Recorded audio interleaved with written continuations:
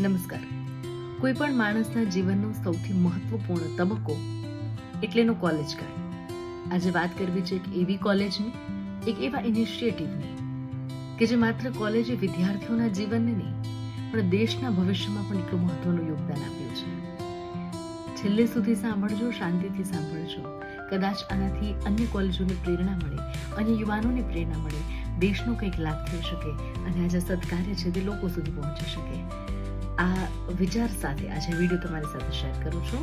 કોઈ પણ વ્યક્તિની જીવનની શૈક્ષણિક સફરમાં બાળપણનો એક સમય કે જ્યારે એમાં પાયાનું ઘડતર થાય, બાળપણથી લઈ પ્રાઇમરી ધોરણ સુધી, પ્રાઇમરી પછી માધ્યમિક શિક્ષણ સુધી માળખાકીય વિષયો વિદ્યાર્થી શીખતા હોય છે. પરંતુ કોલેજ એક એવો શૈક્ષણિક સમય છે કે જ્યાં વિદ્યાર્થીના જીવનની, એક મનુષ્યના જીવનની આગળની દિશા નક્કી થતી હોય છે, એની કરિયર નક્કી થતી હોય છે, આખા જીવનનો પાયો ત્યાં નક્કી થતો હોય છે અને કંઈ કેટલાય સંસ્મરણો બનતા હોય છે, કેટલી યાદો બનતી હોય છે. આ કોલેજની ગલીઓમાં વિતાવેલી ક્ષણો, મિત્રો સાથે વિતાવેલી ક્ષણો અને અનેક પ્રકારના પ્રણય સંબંધોનું સાક્ષી પણ કોલેજનું કેમ્પસ બનતું હોય છે અને સાથે સાથે અનેક જીવનની કારકિર્દી, જેમ મેં કીધું, એ કોલેજથી ઘડાતી હોય છે. પણ એ જ કોલેજ, એ જ શૈક્ષણિક સંસ્થાઓના યોગદાન થકી અનેક લોકો આત્મનિર્ભર બને છે. આવનારા ભારતની, નવા ભારતની આ તાતી જરૂરિયાત છે અને પાયો છે ભારતને વિશ્વગુરુ બનાવવાનો. જો ભારતને વિશ્વગુરુ બનવું હશે, ભારતના અર્થતંત્રને મજબૂત બનાવવું પડશે, ભારતને આગળ વધવું હોય તો મૂળભૂત જરૂરિયાત એ છે કે આજનો યુવાન આત્મનિર્ભર બને. અને એ આત્મનિર્ભર બનવા માટે પ્રોત્સાહિત કરવાનું કાર્ય કર્યું છે અમદાવાદની નરોડા કોલેજે.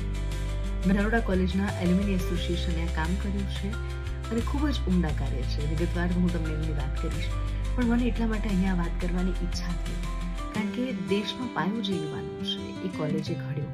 કોલેજમાંથી બહાર આવેલા અનેક લોકો આત્મનિર્ભર બન્યા. આત્મનિર્ભરનો અર્થ એવો નથી કે કરોડોના બિઝનેસ સ્થાપી દીધા, પણ પોતે નોકરી કરવાની બદલે અન્ય વ્યક્તિને નોકરી આપી શકે, દેશના અર્થતંત્રમાં ફાયદો કરાવી શકે, પોતાનું એક નામ બનાવી શકે, કોઈ પણ ક્ષેત્રમાં પોતાની ઓળખ બનાવી શકે. આવું જેમણે કર્યું છે એ યુવાનો માટેનો અવસર છે કે આત્મનિર્ભર એવોર્ડ થકી એમને સન્માનિત કરવા જઈ રહ્યા છે. અને દિવસ પણ કેટલો સુંદર પસંદ કર્યો છે એ લોકોએ. રતન તાતા આત્મનિર્ભરતાનું શ્રેષ્ઠ ઉદાહરણ. એમનો જન્મદિવસ છે અને શ્રી ધીરુભાઈ અંબાણી કે જે આપણા ગુજરાતનું ગૌરવ અને આત્મનિર્ભર ભારત બનવામાં સૌથી મોટું યોગદાન એમનું અત્યારે પણ છે, એમના પરિવારનું. એમની પુણ્યતિથિ છે. આનાથી સરસ ઉત્તમ અવસર શું હોઈ શકે આત્મનિર્ભરતાને ઉજવવાનો કે બે અનોખા સાચા ઉદાહરણોની જે મહત્વપૂર્ણ દિવસ છે એમના જીવનના, એને આપણે ઉજવી રહ્યા છીએ.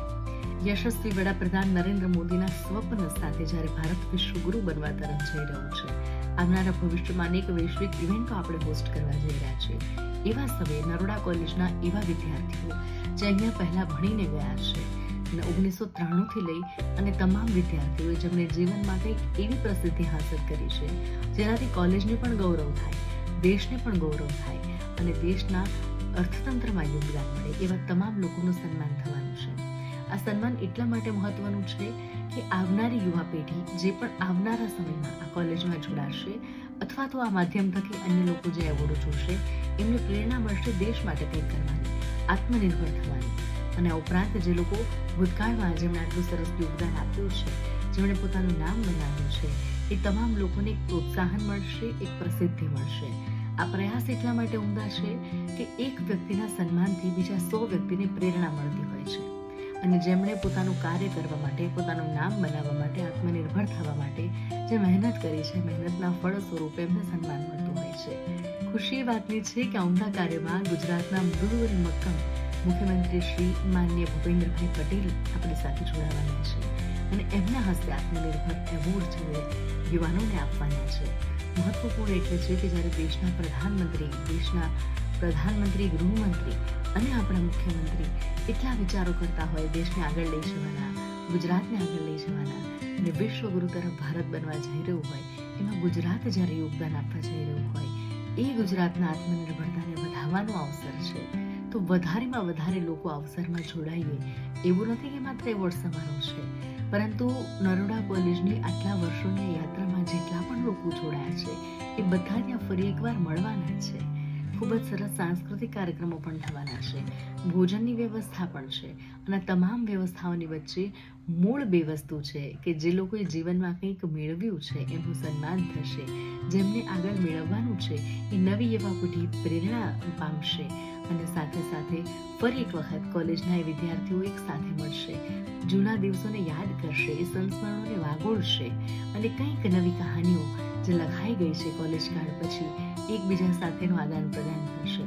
ખૂબ જ ઉમદા વિચાર સાથે આ કાર્યક્રમનું આયોજન થઈ રહ્યું છે. નરોડા કોલેજમાંથી પાસ આઉટ થયેલા તમામ વિદ્યાર્થીઓ, હજુ જો રજીસ્ટ્રેશન બાકી છે તો હું તો ચોક્કસ કહીશ કે આ મોકો ચૂકવા જેવો નથી, કારણ કે આટલો સરસ અવસર ફરી ક્યારે નહીં મળે.